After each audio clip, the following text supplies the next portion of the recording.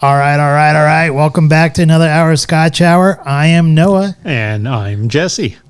Well, welcome back, everyone, to another great episode here that we have planned for you. We are going to start off with our Scotch review, which is going to be the Ardbeg An Oa from Islay. That's right. And then from there, we're going to do our shout-outs and get it together's restaurant review, being Crave hot dogs and barbecue. Barbecue. And then follow that up with our Smarter Challenge, which is movies that define summertime to us.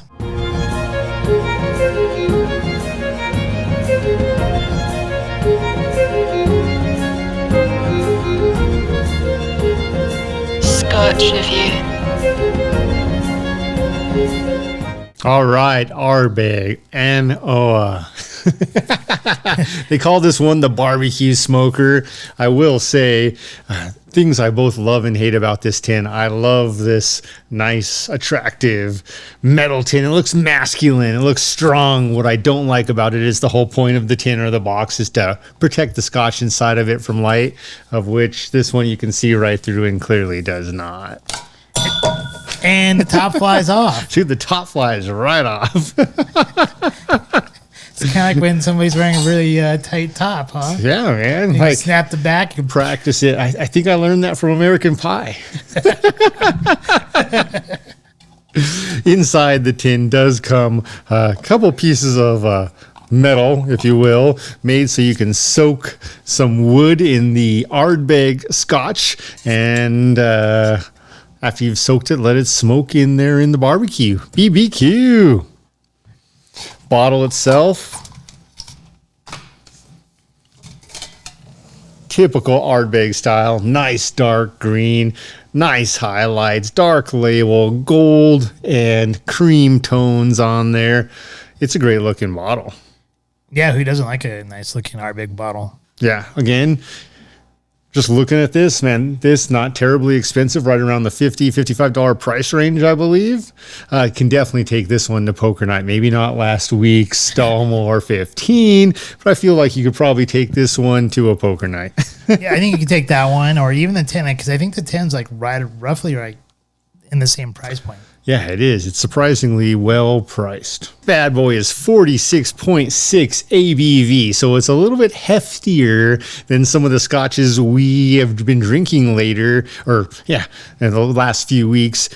With it, it is cold chill filtered, so a little bit more intense, I imagine, with that alcohol and also the flavors that come out.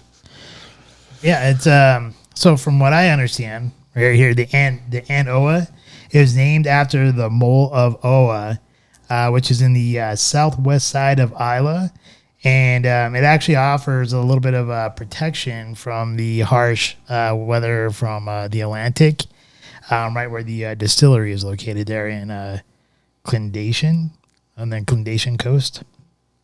So, which that's where the name comes from. Yeah, founded in 1815, changed hands of ownership a multitude of times. Went from everyone from Alexander McDougall all the way to Glenmorangie. Yeah, I saw that in my research. You got to appreciate that. Yeah, in fact, I saw that as well. It was saying in, 1981 is when the production died. And then it was resurrected by Glenmorangie in 97. And then in 98, they won Distillery of the Year. 99, they got back up to producing 600,000 liters of scotch. And then from 2007 to 2010, they won the World Whiskey of the Year 3 years in a row. It's pretty impressive. Yes. What have you done for me lately, baby? I don't know. Why don't you open it up and we'll find out. Thinking about that movie, Eddie Murphy Raw, the comedy. What have you done for me lately, Eddie? We're talking about 2010 Scotch of the Year. It's been 12 years, Eddie. Well, I know they had their, I think it's Carrymore or Crackenville or whatever it's called. Carly's Wrecken after the Whirlpool. Yeah, that one won like the Scotch of the Year. Oh. Nice little pop. This baby's got a lot of Band-Aids on her, and I'm digging it. She likes to get hurt. Some people say it smells like Band-Aids. That's the puke. Until next time, ladies and gentlemen. The nose on this, just from pouring it, definitely is reminding me of a Isla Scotch, not to be confused as Islay. I love Islay. Yeah, if you guys haven't been watching us for a while, back in our early episodes, we did call Isla Islay. So. It was intentional. We meant to do that. All right, cheers, and we'll do our tasting here. Cheers.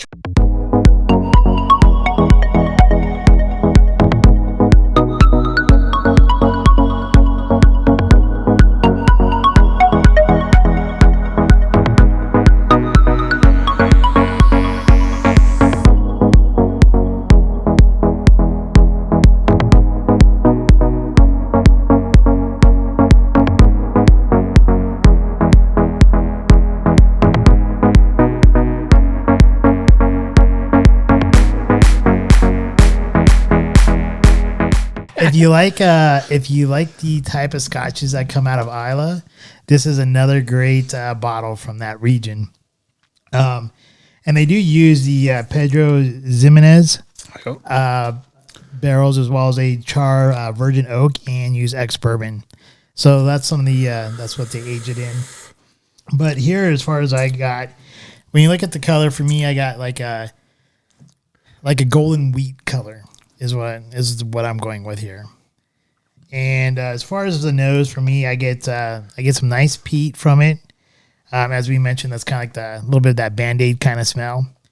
Tobacco, wet leather, and some sweet butterscotch. And then when I put it in my hands and I rub it and kind of heat it up a little bit and smell it, that's where I get your word of the day from a couple weeks ago, the petrichor smell. Which, if I remember correctly, is kind of like the smell after it rains. Exactly. So, which is very inviting, that all those kind of like those aromas together. As far as my palate goes, I get cigar. I definitely get heavy cigar, which this means to me that this will pair very well with most cigars out there. A little bit of black tea and some creaminess to it.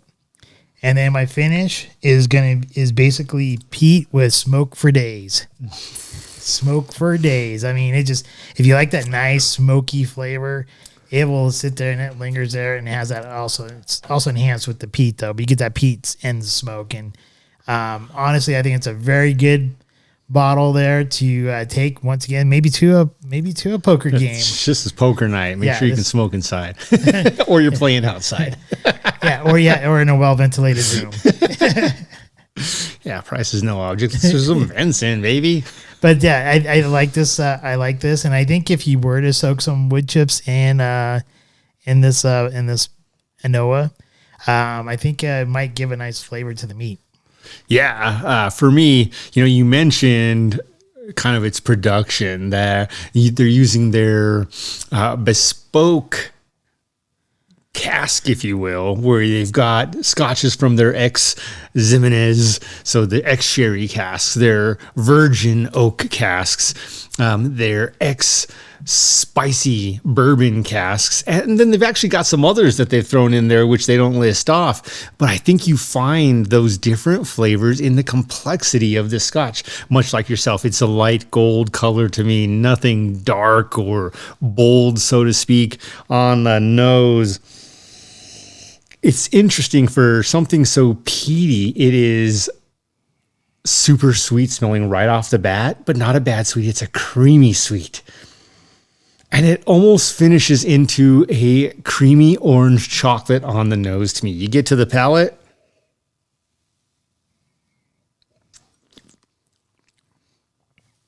It is peaty right off the bat. That, much like the nose, transitions to that sweet, almost a bitter cream. Not a butterscotch so much as a bitter cream, but then that bitter cream transcends into a butterscotch, and the finish.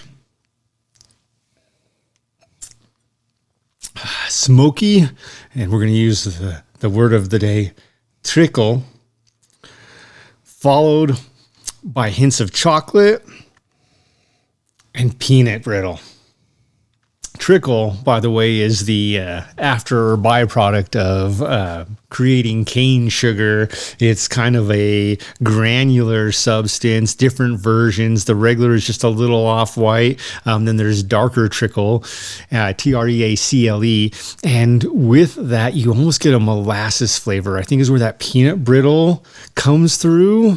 And perfect, as you mentioned, for a cigar or sitting out by the grill, more so than a grill. And I do not have one, but a smoker, like sitting next to the smoker with this. Absolutely. Oh, yeah. Traeger, send us one. We're ready to use it. Start making my smoked lasagna again. There you go. And it's a treat. So yeah, this beautiful transcendence of on the nose, super creamy, peaty, and a little bit of orange transitioning into flavors of peat and cream, bitter cream, and peanut brittle with a long finish. I like it. Good. I think it's a great bottle. Like I said, I think it's one they can definitely take to a poker game. This one I'm not too worried about sharing. Yeah, 46.6 ABV. You don't feel it. No. And I'm surprised how creamy it is on the palate for as peaty and sweet as it is on the nose almost. This is a great one for poker night, for sitting by the grill, smoking a cigar, hanging out with some buds, wearing your summer shirts, watering the lawn. What the hell? It's mowing the lawn. Have at it. Just don't drink so much. Drink responsibly that you chop off a toe or two.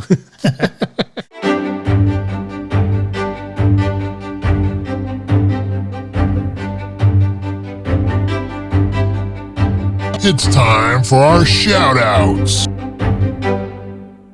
I am going to throw my shout out to Cherry Village just for remaining consistent with their food. They're over in Parker, Colorado, right by Jordan and Lincoln. And if you haven't had it, their crab cheese wontons are really good. Not the best out there, but really good. But their Mongolian beef to me is unbeatable so far.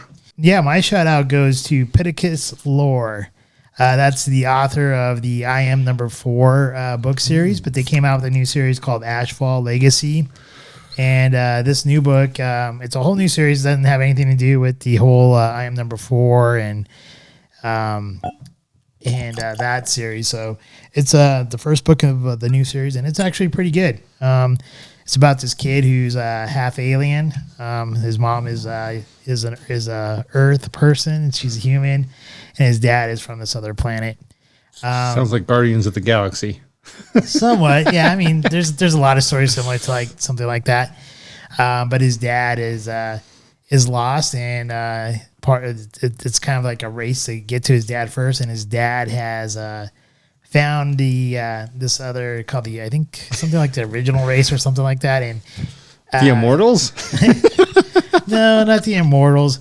But basically, they want to come back and take over this universe. And so one of well, I'm not going to give the whole thing, but anyways, I think it's spoiler alert. Yeah, I'm starting to go down the road of spoiling in this book here. Any case, if you did like the I Am Number 4 series, Pittacus Lore's Ashfall Legacy series is actually pretty good. The second book actually comes out on my birthday, August 16th. Nice. Nice. I actually don't know that I have any real big get-it-togethers this week because there are certain individuals, which I can't believe you didn't make your shout-out. I really thought you would, that stopped, at least temporarily, $40 billion going to Ukraine. So nice job there. Rand Paul. That would be my other shout-out. But because of that success, I really don't have any get-it-togethers this week. That would have been the big one if we continue to give money over to Ukraine when they have formula for their babies and we have starving babies in America. And that breaks my heart. As a parent, that literally breaks my heart thinking about a crying baby. Did you hear about the FDA? They said they don't know what went wrong there, but now they're going to start opening up that plant. That is the major... Weird. Yeah, they shut it down and now all of a sudden it's open after just 1 week of hitting the news. But they said that Scotch Hour brought it first. Apparently it's gonna take all the way up until October for them to get up to full production and everything back out. My get it together though is actually for the crypto markets. Ouch. If any of you invested in the cryptocurrency and the crypto markets, you know it's been a pretty bloody week. Probably not the word to use. Last week was it was a bloody week last week. It's all in red. Dude, the war. And apparently, like from what you were telling me, like it's bad. Your company like is making everyone do some kind of like. No, it's not. There's a lot of companies out there that are realizing how many people had invested in crypto, and they're really talking about mental support, psychological support in different ways, including if you've invested in crypto, you may have seen those notices on your own sites saying, hey, if you've got terrible thoughts of suicide, there's help available at the tips of your fingers. Call these support networks. Yeah. So a lot of money was lost, not in one country, but around the world in crypto in last week, and even in the weeks before that. But last week was, and you're not wrong to use the term bloody. Well, that's what they call it. Anyways, they also say like when you see it in the red, suppose that's when you need to buy. You have to really have the mentality of like, yeah, you might be losing money, but you have to have the mentality that everything is on sale. I always see Ferrari in the red. Buy. So I forget who it was. I forget what investor it is. It might be, well, it doesn't really matter. But the quote goes something like this. Something about if everyone's bleeding, even yourself, basically keep buying.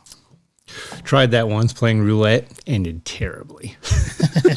But in any case, for the crypto markets, get it together. Obviously, we all know that the crypto should not be totally in line with the currencies and the market. It should be actually breaking away from it at this point with how inflation is working. But it's an interesting comment to say crypto market, get it together. Do you possibly mean investors in crypto markets? Get your heads straight? Yeah, definitely. All right. Unless you do believe, conspiracy theory-wise, there are other forces trying to control those markets. Oh, there definitely are other forces controlling the markets. That's why I asked. I was wondering which angle you were taking. I'm just saying in general for the markets to get it together. But yeah, I mean, it's known for those who do spend time in the market. It's known that the big investors, they'll do stuff to manipulate the market to shake out the retail investors. It's not really a conspiracy theory, although maybe it is. I mean,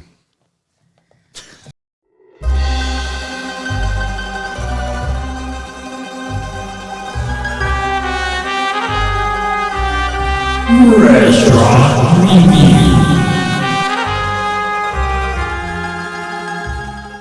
So this week for the restaurant review, we went to Crave Hot Dogs and Barbecue. So here, I found out about this restaurant through this basically a chat room for the University of Colorado sports. It's called busstampede.com. And there's a lot of CU alumni and people who support CU football and stuff. And one of the members there on Bus Stampede, he opened up this Crave Hot Dogs and Barbecue there off of I-25 in Hampton. And he was mentioning it. And so I thought it'd be a good idea for us to go over there, show him some support, and try out his restaurant. So do you want to start off with your? Yeah, absolutely. When we got there, I loaded up my beer card. So you can just get a beverage, or you can load up your beer for their taps, which are sold by ounce. Loaded up my beer card, went over, got some Coriolis Effect, and man, that's a good beer. Waited a few minutes, enjoyed the beer.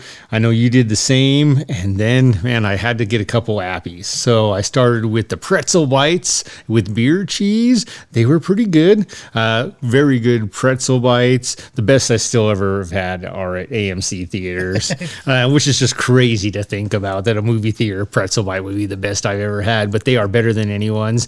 And I think part of that's the cheese. Like the beer cheese I enjoyed, but it almost needed a little barbecue sauce to bring out the actual actual cheese flavor as opposed to just this dense goo, which looked like cheese but didn't much taste like it. But the pretzel bite's great. And then loaded or ultimate loaded tater tots. They were good. One of the things I did like about them, the tots were cooked well. They had freshly diced peppers, tomatoes on top, some cheese. Also really good. Not the best, man. We've had some amazing ultimate or supreme tots, depending on where you go. Bookkeepers, lots of places have had some great loaded tots. The sports book had some amazing ones. West Main Tap House has had some really good ones. So not complaining. But they just weren't the best. Nothing bad yet. Now, then I transitioned to the Crave Supreme. So here we have a hot sausage, some beef brisket, the beer cheese underneath the two, topped with some shredded cheddar cheese. That thing was divine. That thing was delicious. It was great. Just a dash of barbecue sauce across the brisket to bring out the beer cheese flavored cheese in the bottom. I thought that was great. That was my win. Price-wise, the tots were right around the $14 mark. The pretzel bites were right around the $7 mark. My Supreme, I think, was $13.95. All of it really reasonably priced. And then unless you go crazy on the tap beer, which is a little hefty in price, a little more than you would pay for your normal poured bar, everything was pretty good. But a great beer selection. Yeah, I thought it was actually like the environment there has like a lot of TVs around. So if there was a good sports game on, you can definitely watch it. Like, so I think if you're obviously, since I'm a CU alum, I would say, if you want to watch a CU Buff game there, I would definitely go there, watch a game and have a dog and drink some beers. Or if you want to catch like an Avalanche or a Rockies game, I think it'd be a perfect place. They have a nice outdoor patio area with, I saw like one of those, patio Connect 4 type games out there. They also had the what's that? The game where you throw those bean bags. I mean, cornhole. There's a couple different names for it. Bag toss is another one. So they have cornhole over there as well. Now, as far as like the beers, they did have a wide selection of beers, and when you go up to the beers, there's basically two taps each, like little like display screen, and if you tap on the display screen, it actually give you a little bit more information about each kind of beer. And it like you mentioned, it's by the ounce. It's a lot of most of it tends to be the microbreweries, local microbrews, the mass majority of them. They also have gin and tonics on tap there and margaritas. Yeah. So if you're looking for something like that, yeah, you fill out your card. You fill up your card there. I think the card each time you fill up is $25, and you have to refill if you drink up to that amount. Otherwise, you're refunded the difference. Right. As far as the food goes, I did partake a little bit in those fully loaded tots or whatever they're called. And they were really good, especially if you add in a little bit of the barbecue sauce on there. I think it was the Memphis sweet. Yeah. That kind of helped bring out a little bit more of that beer cheese flavor. And it was very enjoyable, those loaded tots. Once again, I do think maybe Sports Column and 20 Mile Tap House, I think those two had maybe slightly bit better tots, but these are really solid. And, if I'm going to go watch a game, I'd rather watch a game there probably than going maybe over to the 20 Mile Tap House. Or what about Sportsbook, man? That place is made for games. Sportsbook, yeah. I'm not sure if I'm not sure if I'd take that over Sportsbook unless I wanted a place that was a little bit more, I guess, less crowded maybe. Because I think there tends to be like, I don't know, Sportsbook can get a little bit really loud and crazy. So, any case. As far as like when I first arrived there, though, and this has nothing really to do with the restaurant. I just think it has to do just with the Denver world. In general right now. Yeah, Denver in general, the world that we live in. But when I pulled up, it was a little bit weird. Like I parked my car and it happened to be like right in front of the fence, which on the other side of the fence is I-25. but there's like a little slope of like a little bit of green grass there, and there's like 3 or 4 tents pitched up right there of homeless people. And the guy kind of gave me a little nasty look, like, "What are you doing parking right in front of my tent?" Dirty Mike and the gang were about to go have themselves a hobo party in his back seat. That's deer placenta. As far as my main dish goes, I did get the bratwurst. I did it with sauerkraut, onions, pickles, and mustard. So that was actually pretty decently priced. I think it was like the bratwurst itself was like $6 and some odd cents. And then each topping was, 40 cents? 40 or 45, yeah. Yeah, something like that. Toppings were generous, it seemed. Yeah, the toppings were pretty generous to it. The one thing I mean, I guess stylistically wise, putting the mustard on top makes it look nice, but I would have rather have the mustard down on the bottom so that way it wouldn't fall off with the toppings. That's what Dirty Mike and the gang said. And here's also what I would say about Crave hot dogs and barbecue is that if you do want to go to a place that serves hot dogs, I'll tell you what, in my opinion, the worst place possible is the Doghouse. Oh man, off of Arapahoe Road. Off of Arapahoe, yeah. I thought those hot dogs were terrible. I thought they were way overpriced. And like they didn't even have TVs up to like watch a sports game while you're eating a hot dog or anything like that. My favorite place though is Chicago Mike's, which that place I agree, man, 100. If you like a good Chicago dog, it's a great place to get a good Chicago dog. The only problem there is they don't have alcohol. And they close at 7. And they close at 7 p.m. Dude, it kills me. Otherwise, I'd go like every week. But right next door is this winery. And then like a couple doors to the other side is another bar. So you could actually get some alcohol, but you won't be able to eat have your beer and hot dog probably at the same time. So the one thing that Crave does have over both of them is you put the environment with the beer and stuff like that. And that kind of makes it a good plus. But if I'm just going straight hot dog and I'm really in the mood for a Chicago dog, I'm going to Chicago Mike's. But here, like I said, Crave hot dogs and barbecue. I highly recommend it if you find yourself in the I-25 and Hampton area. I think we got to go to Chicago Mike's, and then when they close at 7, then go to the bar and get the beer. You're not getting a hot dog that good at any bar I've ever known anyway. No, you're definitely not. Especially not for the price.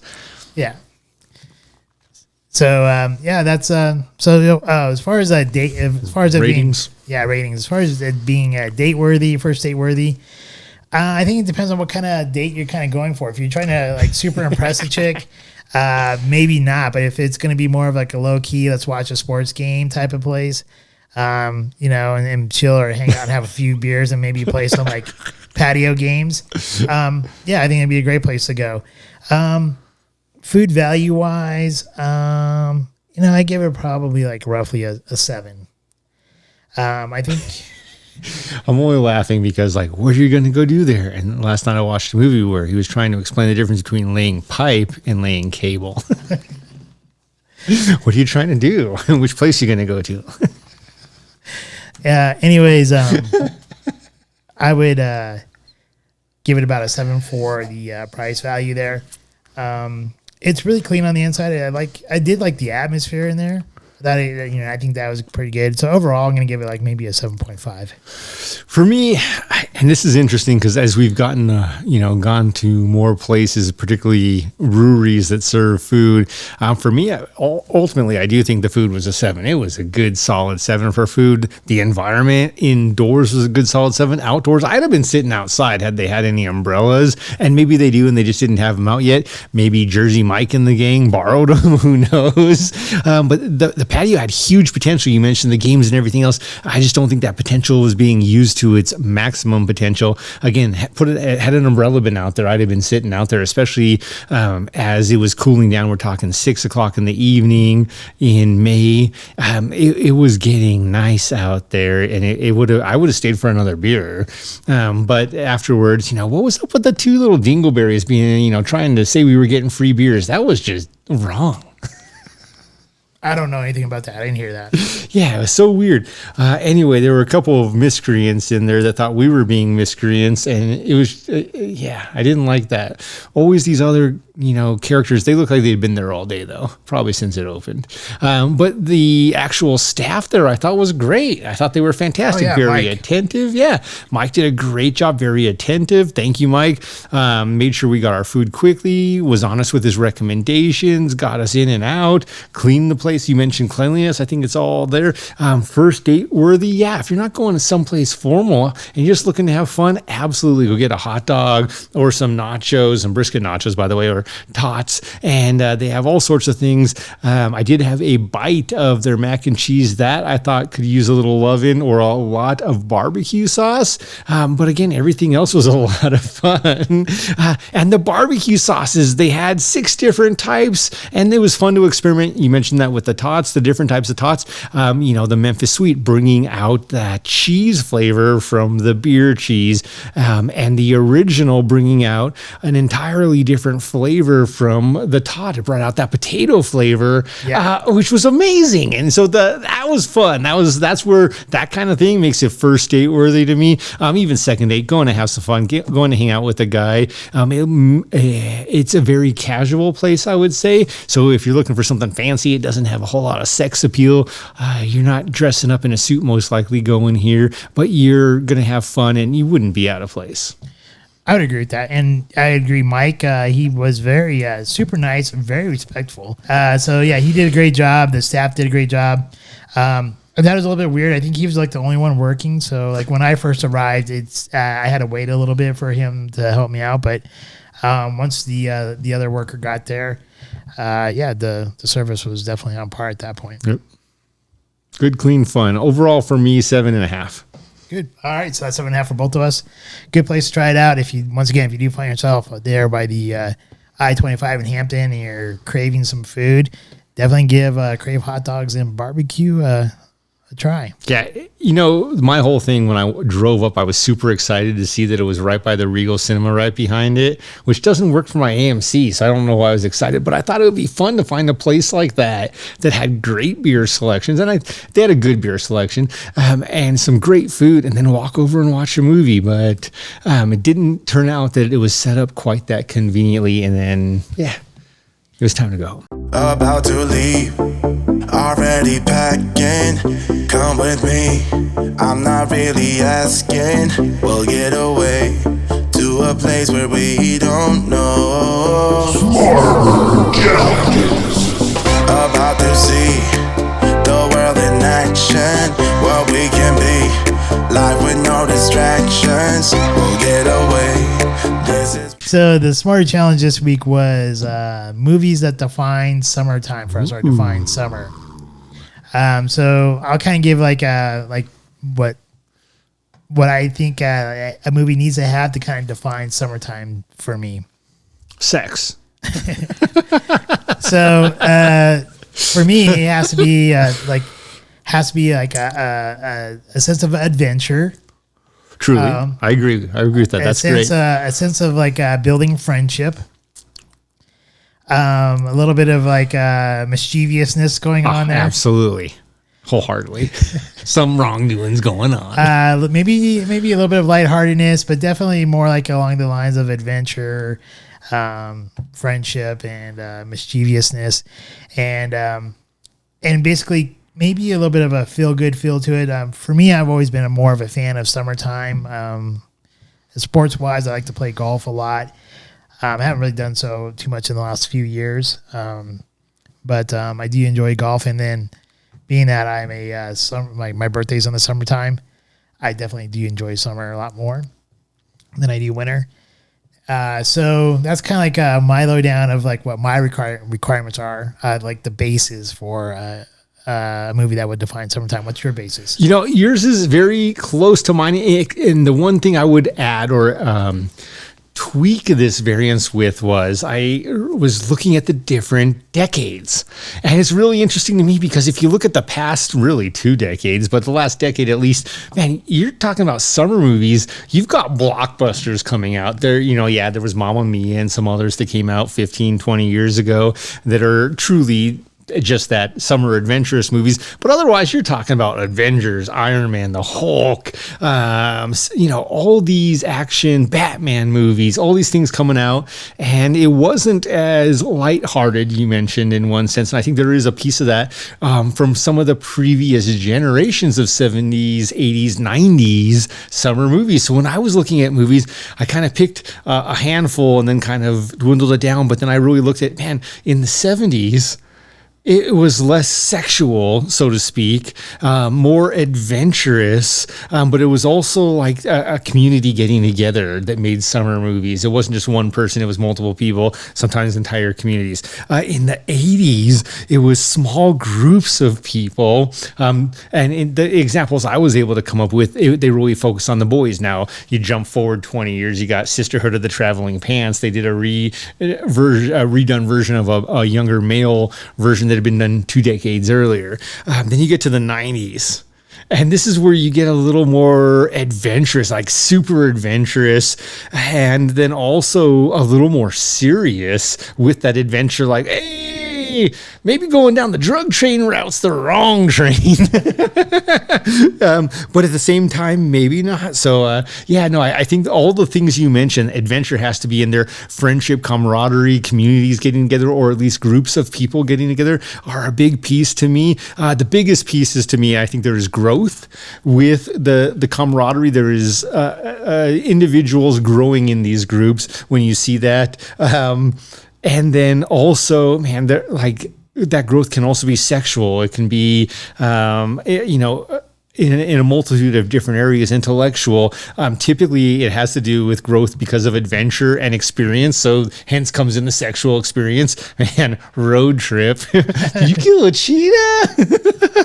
There are so many great movies, though, that it's actually really hard to dwindle down. So that's why I kind of looked at it in different decades. But to your point, adventure, growth.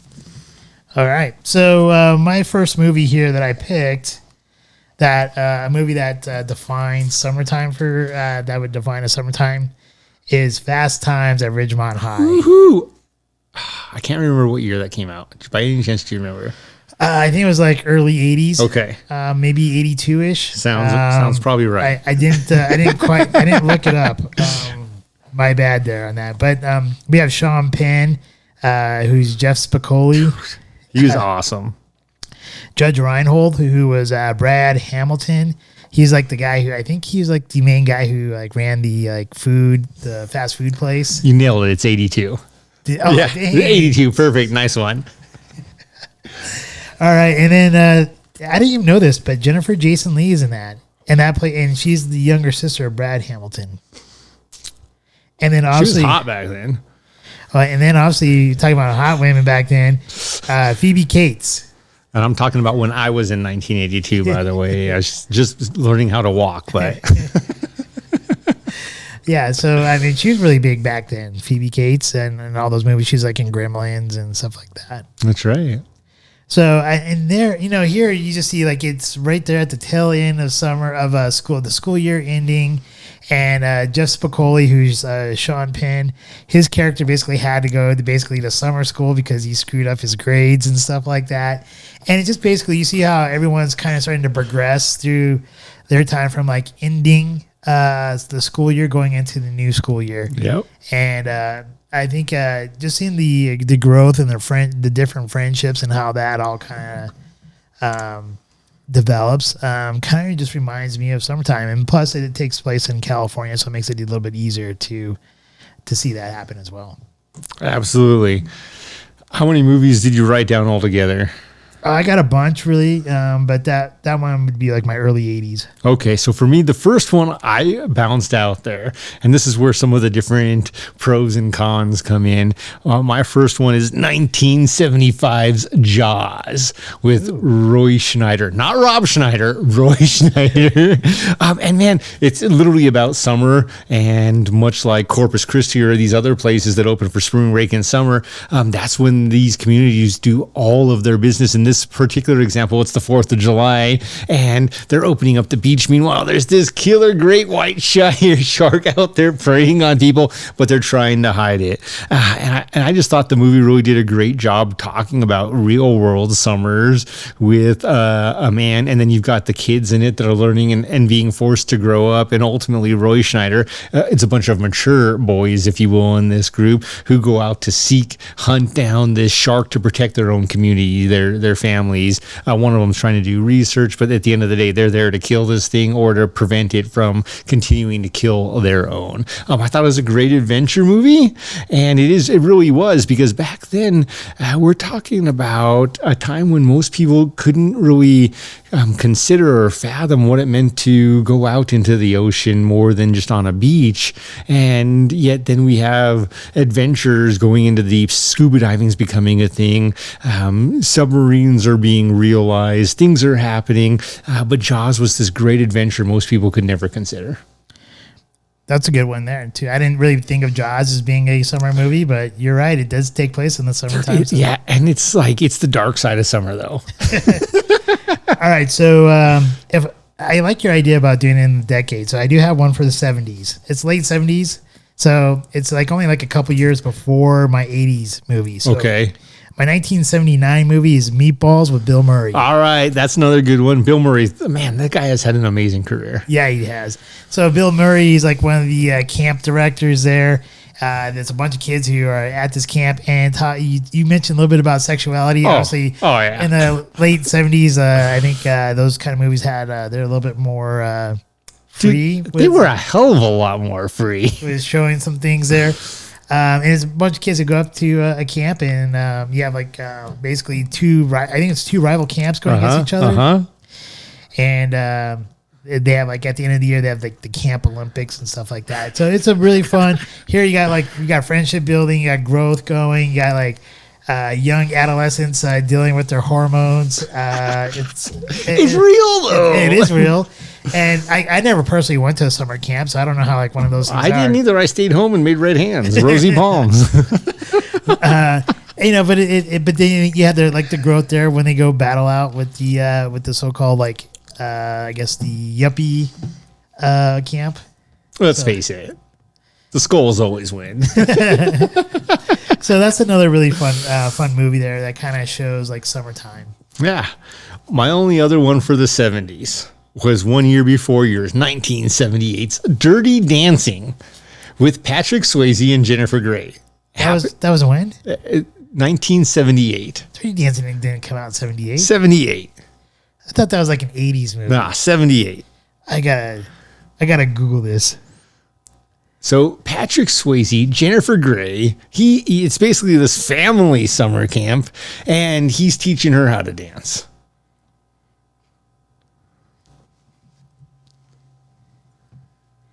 That's 87. Damn my eyes. All right, so my first 80s movie, Patrick Swayze, Jennifer Grey, Dirty Dancing, 1987. Anyway, it's another great summer movie, though, where it really talks about an environment that only thrives during one point in time. Other than that, this getaway perishes, but during the summer they get this chance to thrive. And what's going on? All sorts of crazy things, not just that summer. I mean, you got sexuality being experienced and exploited. You've got the downsides to that. So it actually makes a lot more sense that it's in 1987, because in the late 80s you have things like Freddy Krueger coming out being like, don't have sex or you're gonna die, or as in Dirty Dancing, have an abortion and possibly die. It's a really dark movie, even though it's meant to be light, but it's also very real in that you've got guys and Nobody gals. puts baby in the corner. Yeah, unless it's their own baby and they won't stop crying. Shut up! Here's the corner. Oh, you meant your girl. Okay, I got you. But yeah, it's a really good movie that really talks about, also I think true to the late 80s, again makes more sense there, what it meant to do what was right as far as men versus women, and then the realities of different things that were going on in the world as well. All right, do you have one for the 90s? Oh, if one, I got two more for the 80s. Okay. You want me to jump there, or are you going later? We could do there. I have like two more for the 80s as well. You go one with yours for the 80s, and I'll follow it. Okay, so one of my all-time favorite summer movies when I was younger, I haven't watched it in a really, really long time, is North Shore. It came out in 1987. It's this guy who's from the mainland, and he goes over to Hawaii, and he tries to learn how to surf and stuff like that. Okay, I can dig it. And so he cuts off like a local surfer there and basically causes a whole bunch of rifts. So he finds like a local guru surf guy who kind of teaches him like the spirituality of surfing and stuff like that. And he learns how to surf. And then at the end of the season, or at the end of the summertime, there's basically like a big, huge like surfing competition. And he goes and he learns after he learned how to surf and stuff, he goes and wins the competition. Based on a true story, undoubtedly. Undoubtedly, yes. But anyways, you have the travel portion there. He has he creates a great friendship, and then he has the self growth. Yeah, no, I think I'm just making fun of a lot of the surfing movies that ever made it big was based on a true story. So Point Break. Yeah, dude, that's 1991. It's on my list. So 1985, The Goonies. Oh, that is a great summer movie. You've got a group of misfit boys who call themselves the Goonies and are about to be displaced at the beginning of their summer. Their brother Brand screws up their big plans of driving around and vacationing and traveling because he fails his driving test. But it's this coming to age where I think the most sex that really happens in that movie is a French kiss. I guess that's oral sex according to some religions, but regardless of that, it's this great adventure movie camaraderie where they all work together and accomplish an unsurmountable task of saving their town. A great adventure. It is great friendship. I never knew how a lot of growing. I never knew how many adult jokes were in that movie. Oh my god, yeah, you got to rewatch it as an adult and be like, oh yeah. I didn't realize it until like I was working in downtown Denver at a liquor store when I was a wine buyer down there. The place isn't there anymore. It used to be called Golden Triangle Liquors, and one of the patrons came in, and her and I kind of hit it off. And so she's like, "Hey, you want to go see the Goonies at the midnight show?" And I'm like, "Sure." So it was me, her, and her kid. And I was like watching the movie, and I'm like, "Oh my god, this is giving her the business." I'm like, this is so like, so like I didn't realize how I was kind of flushed a little bit, you know. I'm like, I didn't realize how many dirty jokes are in that. You mean like when Mouth puts his tongue through the painting at a particular place, or the upside down dick on the statue of David? God made you that way. We'd all be pissing in our faces. What looks right to me? Kid's got a permanent erection. Or even like the name of the pirate, One-Eyed Willie. Yeah, dude. Yeah, you don't have to get me started. That's why you called One-Eyed. Yeah, I was really shocked. That was the first time I ever realized that. Would get me to start drinking. All right, you said you had another 80s? My last 80s that really stood out. Again, it kind of follows up with the Goonies 1 year later. Now, this one is basically a writing by Stephen King. Not basically, it was a writing by Stephen King, a booklet, if you will, by Stephen King. Stand By Me, 1986. Oh, that's another good one. Right. And so with the 80s, though, there's this dark piece about there's always this potential loss. There's death. There's also growth with this group. And most of the examples that I remember and that came up to me were groups of boys who ultimately had to overcome fear. Obviously, that's another good one. Stand By Me. That's the one where they're walking on the railroad tracks. Find the dead body. Yeah. Yep. Okay. I thought I had another 80s movie, but I don't. Oh, you double check your timeline. Didn't make yourself an Ardbeg An Oa like me. No, I did not. In fact, it was a 1976 film. I thought it was early 80s, but it's 76. Well, at least you glued it on the right way. So I'm gonna travel back in time to 1976. Dude, definitely got to remember 76 drugs. I'm guessing some drugs might be involved in this flick. Bad News Bears. Not the one I was expecting, but Yeah, Walter Matthau, who sits there, he's like a total drunk. And then you have a bunch of misfits that come together, and they win. I don't remember. Did they lose the championship game in that movie? I believe they did, but they won life. Yeah. I think that's I don't know why, but when I was younger, I used to enjoy watching that movie too. All right. You got any for the 90s? Oh, man, my first one for the 90s. You actually mentioned it just moments ago. Surfing movie, absolutely based on real life. Not. Johnny Utah. Yeah, Johnny Utah and Point Break. Keanu Reeves and Patrick Swayze.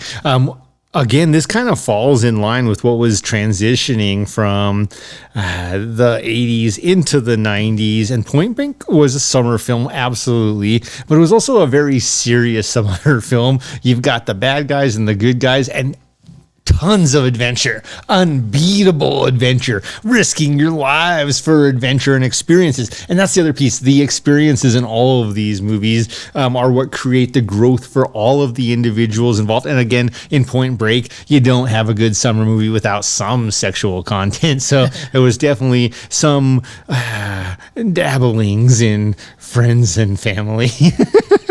Of others, by the way, not incest. Incest is not best. But with that, it's a great movie, and I think it really is a more mature coming of age movie where people were, in the beginning of their careers, and you've got one undercover agent and one group of criminals by one master criminal. So Keanu Reeves, the undercover agent, Patrick Swayze, the main criminal, and they ultimately find out, much like I think you see in a lot of great movies, like Heat, for example, which we talked about.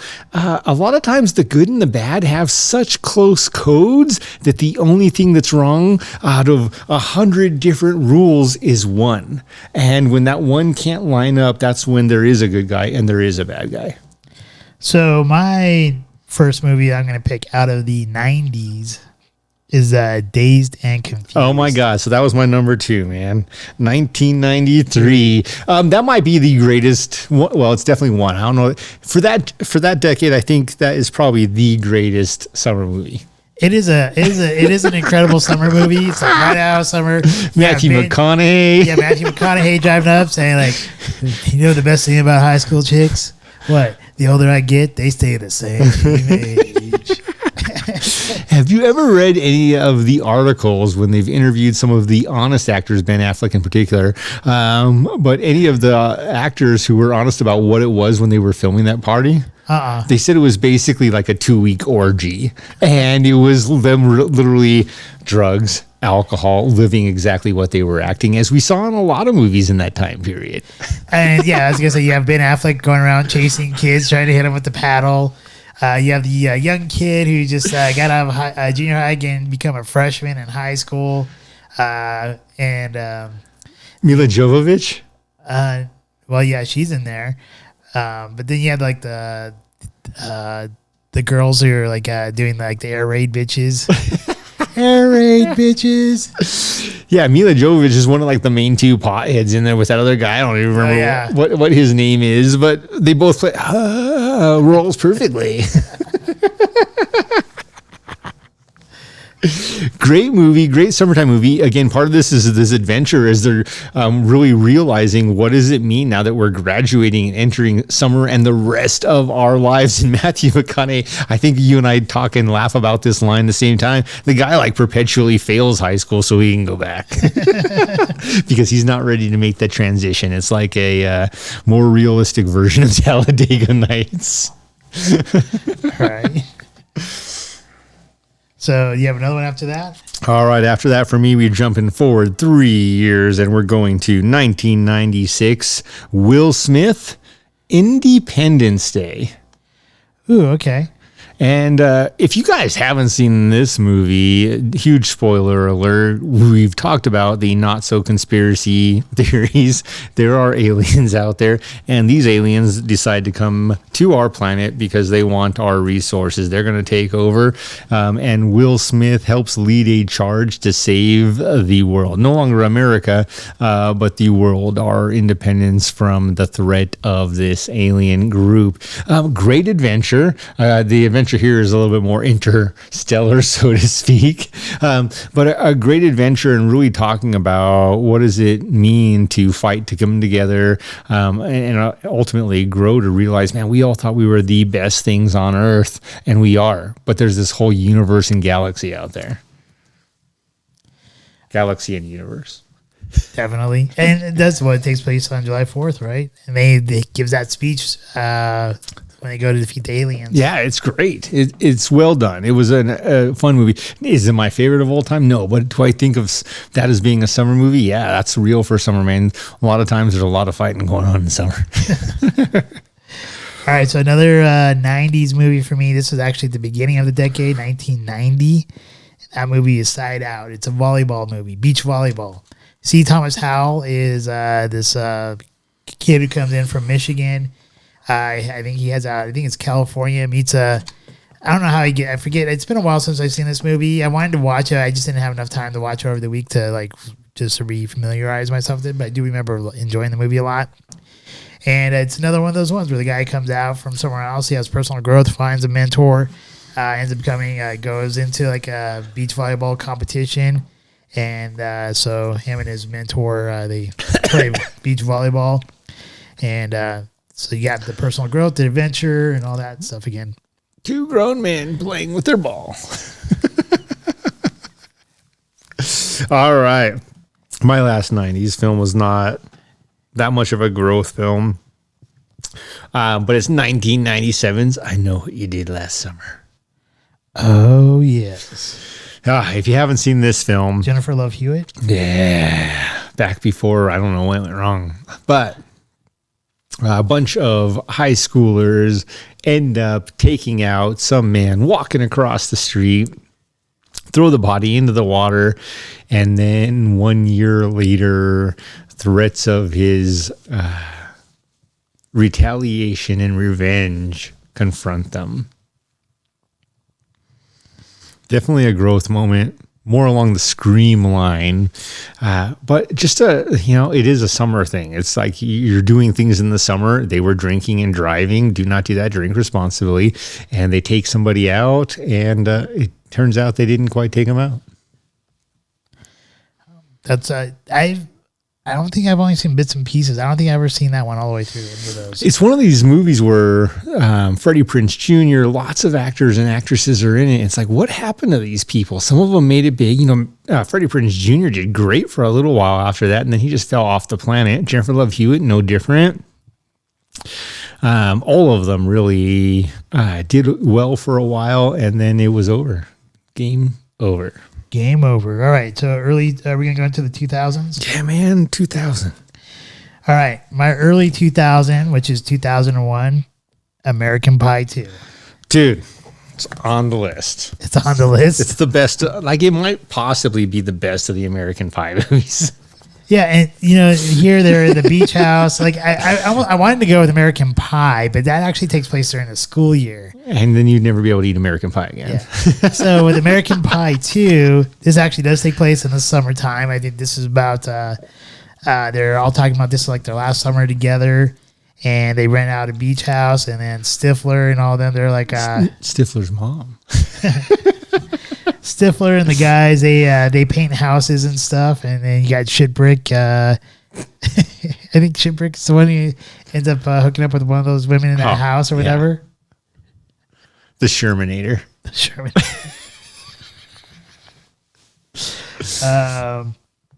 So yeah, that's I think that one's a good adventurous one, and I think it kind of shows a little bit of self growth because in your last year in high school, that's like the last summer you're going to spend with some of your friends. And that actually may be like last time you see some of your friends, your high school friends.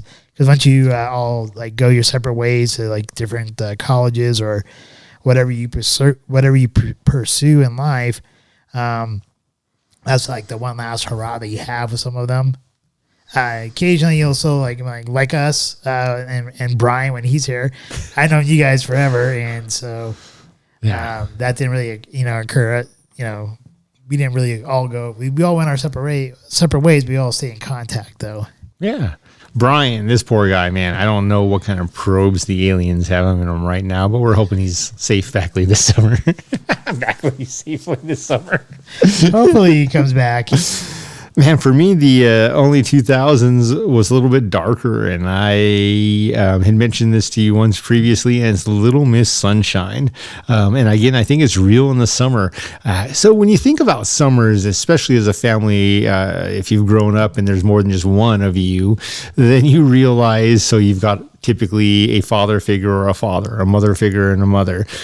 You've got possibly alternates, a father and a stepfather, a mother and a stepmother. You've got kids, possibly blended kids from multiple families. And then you've got all of the external and expanded families, the grandparents, the uncles, the aunts, and messes that come along with them, and let alone yourself and your own family. And Little Miss Sunshine does this amazing job really showing just what a poetic mess all of that can be. Yet at the crunch time, more often than not, those groups come together and learn and grow and get things done. That was Little Miss Sunshine. That was I'm not sure. I've seen it once. It was a good movie. I don't even know that it's good. I just think it's real. And I think that's what makes it good, is that it's one of those like train wrecks. You can't look away. So it is a train wreck. I mean, I think the best part is probably when she like dances to whatever it is at the end. Super freak. It's probably like the funniest part of the whole movie. That might be the only funny part of the whole movie. So my other 2000 to 2010 movie for summertime, Superbad. Superbad's a good movie. So that's another one where the school year is just ending, and you have them basically the two guys. They're trying to get alcohol for the party. I forget their actual names. Forget their actual names. What's on the license? McLovin. Yeah, you have McLovin there. And McLovin ends up going with the cops, and they shoot up things, and then the other two go on a wild adventure. They end up getting the alcohol. And they end up getting the women that they wanted at the end.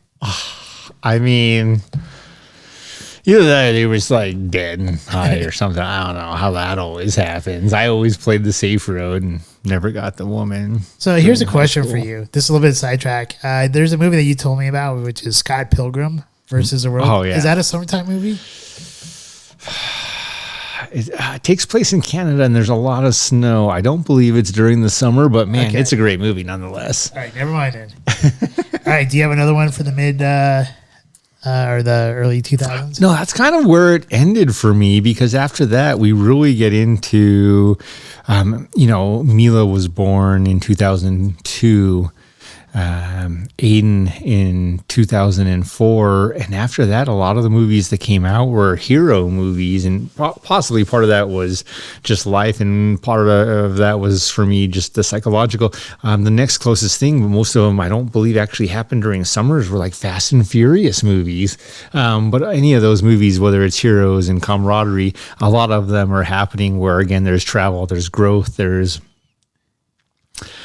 a lot of learning. So I have two of them that are from the 2010s to 2020s. All right.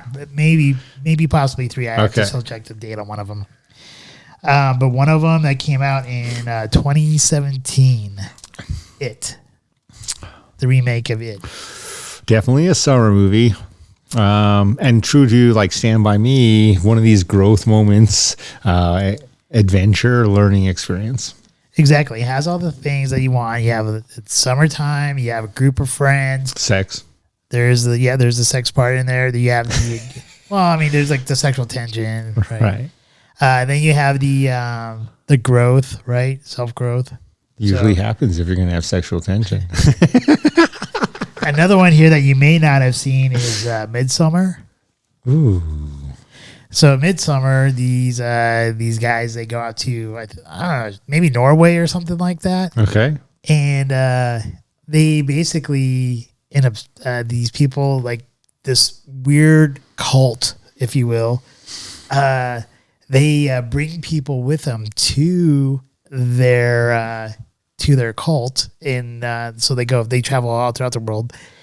So they bring people from wherever, and they end up sacrificing these people and killing them. It's pretty messed up. It's and then Right along the lines of Purge or something else. yeah. If you've never seen it, I would definitely suggest watching it. I mean, there's a couple of parts you're like, what the F did I just watch? And then the other one might be the having to do with the Barton Bellas from Pitch Perfect. I think it's Pitch Perfect 2, where they go on that summer tour and they battle against like the German band and stuff like that. It's if you like a cappella type of music, that one's pretty fun to watch. So you got the group of girls who are all like, they do their self growth and stuff like that. So you got the team, everyone grows. So, fun adventure. All right. I forgot to mention one. You Okay. brought up a few things. I don't know how. There's actually two, but the first of the two, Euro Trip. How did we not have that on the 2004? How did we skip Euro Trip? Your trip's awesome. You kissed your sister. Lots of fun. Kids going on a trip from school to Europe, having a great adventure, and definitely a little bit of sisterly love. Only kissing, as far as we know. Safety wear, crack in the house.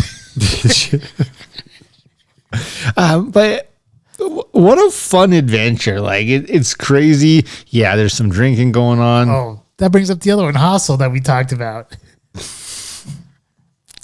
Yes, it does. Was that the other one you're going to mention? We said that too. No. So now that's 3. Yeah. So Hostel, not necessarily the great, It's happy, right? But the other one for me that goes along with that first one is Road Trip. You mentioned Road Trip. Did I? Yeah. All right. Killing the cheetah. Right, but that was before I was actually mentioning movies. That was just mentioning that one line. But Road Trip from 2000. Another hilarious movie, bunch of boys getting together, little... I think that's actually school time, though, because he sent an email. He's already in college, and he sent... they're like getting ready to graduate. Are they getting ready to graduate college? Yeah, because they're getting ready to get out of school, and he's trying to tell this girl how, where everything's at. They were literally taking finals. Okay, I don't remember them taking finals. Yeah, literally, that's what the whole bus trip on the way back is, them studying for finals.